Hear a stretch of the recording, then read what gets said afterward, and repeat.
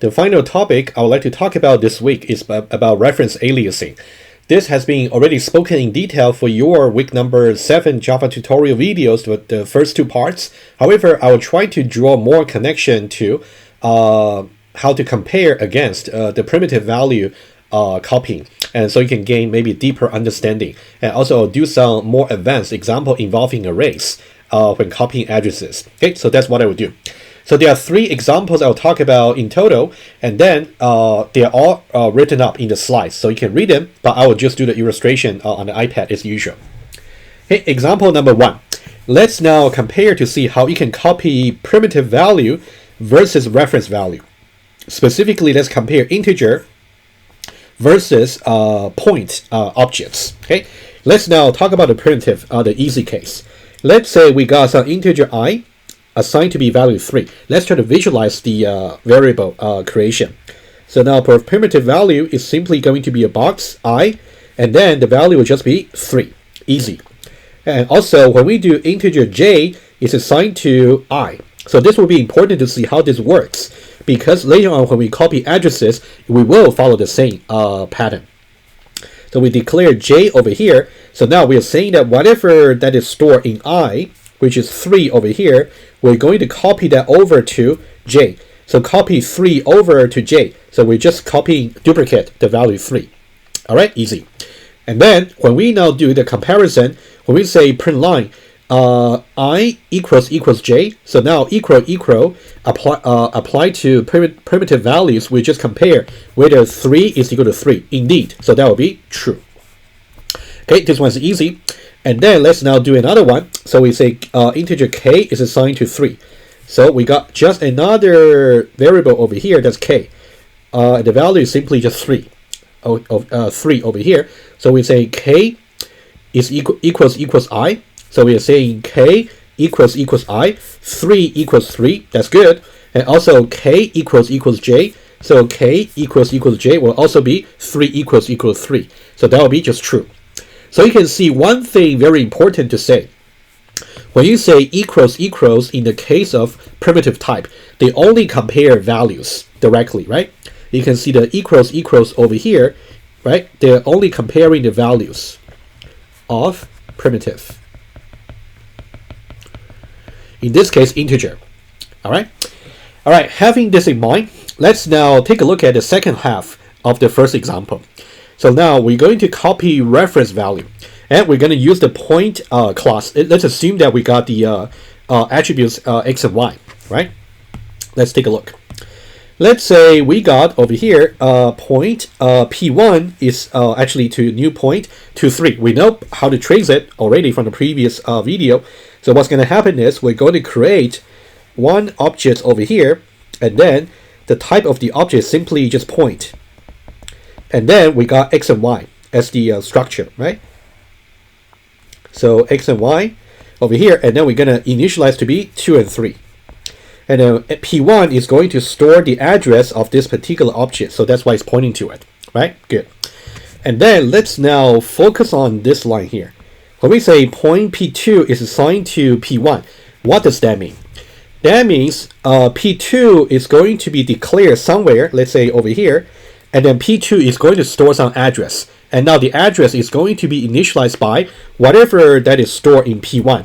And p1 stored the address for this particular object. So when we store the address of this object over here into p2, so that means eventually p2 will also point to this particular object.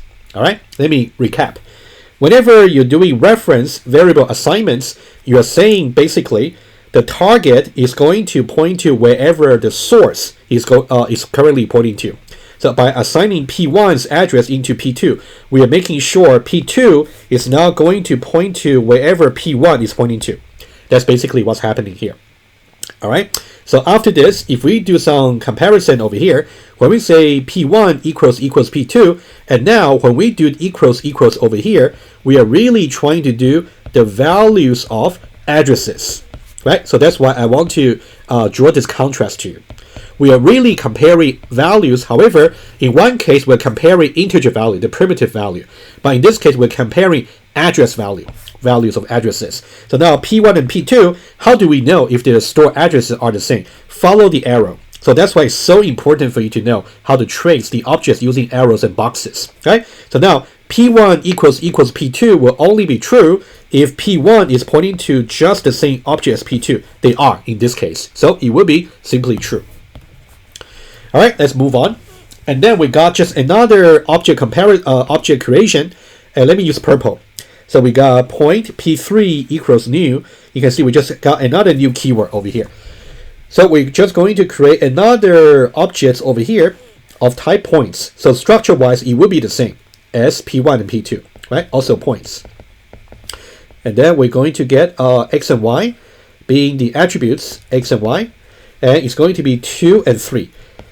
You can see even though 2 versus 2, 3 versus 3, they're the same. However, they're different objects. They're simply different parts in the memory. So they're separate boxes. Let's try this comparison here. And let's say P3. Let's try this. P3 equals, before I do that, of course, P3 is going to store the address of this particular object. Let's just do that quickly. All right. So now how do we do this comparison here? P3 equals P1. How do we check it? Easy. You say P3 is pointing to this particular object here. And also P1 is pointing to this particular object here. Are these two objects the same objects? No. So it's going to be false. Okay, so this part here is going to be false. But for disjunction, we still have to check the right-hand side, right? What about P3 equals P2? Let's try that. Beg your pardon. So P3 equals P2. So let's try that. P3 pointing to this particular object. What about P2? P2 actually pointing to the same object as P1. So now, are these two objects the same? No, they are not the same. So it's going to be false as well. So eventually you're going to get false or false. So you get false. All right, so far so good, I hope.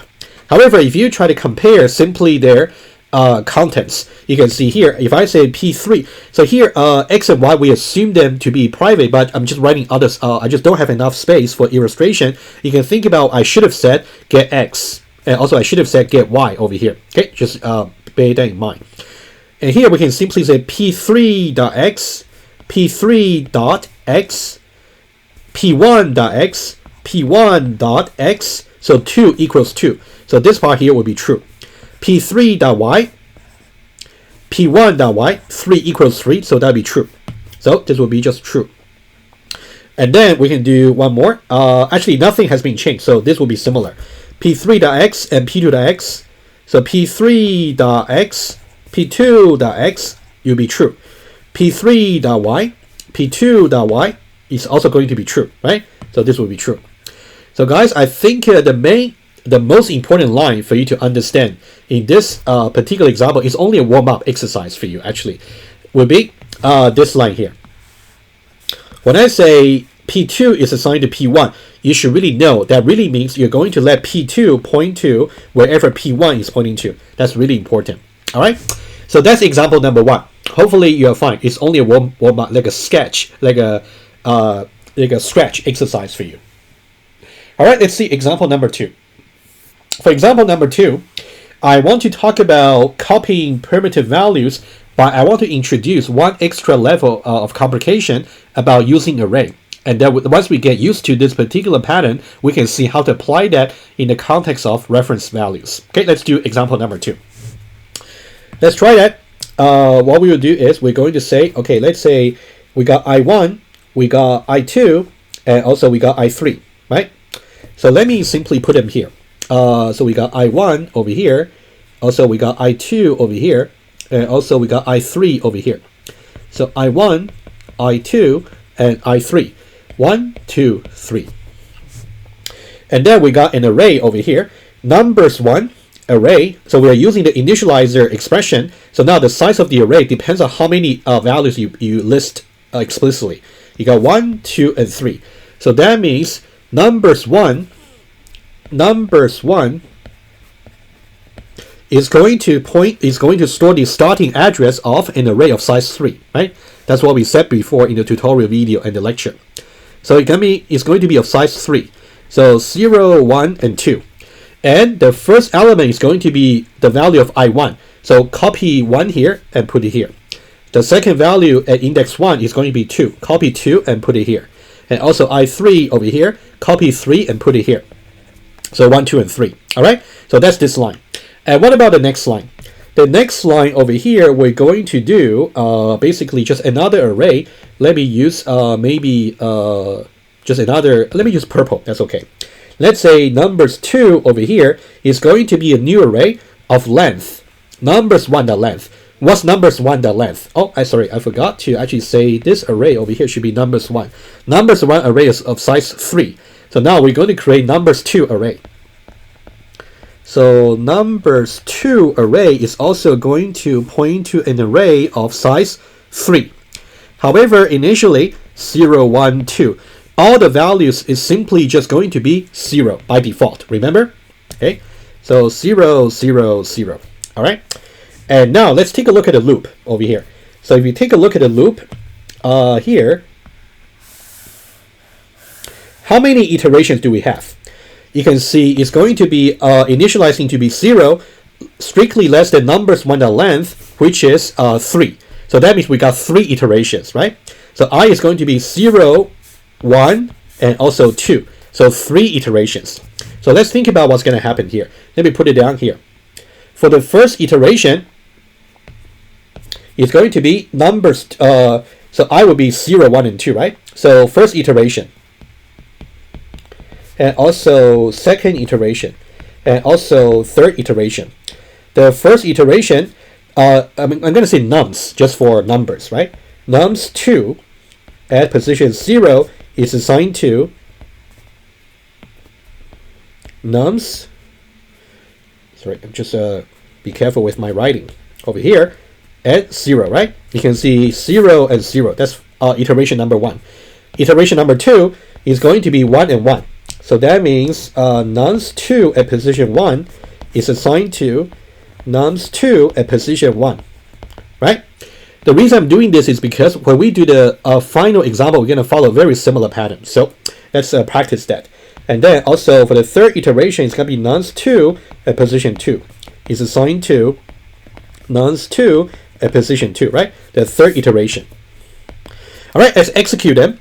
So now for the first iteration, it's going to be this. So nums 2 at position 0 is going to be assigned to nums 1. Oh, sorry, beg your pardon. Let me do it again. Nums 2 at position 0 is going to be assigned to nums 1 at position 0, right? Copy 1 over. So that means this will be 1. What about the second iteration? Nums 2 at position 1 is going to be assigned to nums 2, yeah. So this one here is really annoying when you make typo, right? This should be 1 over here.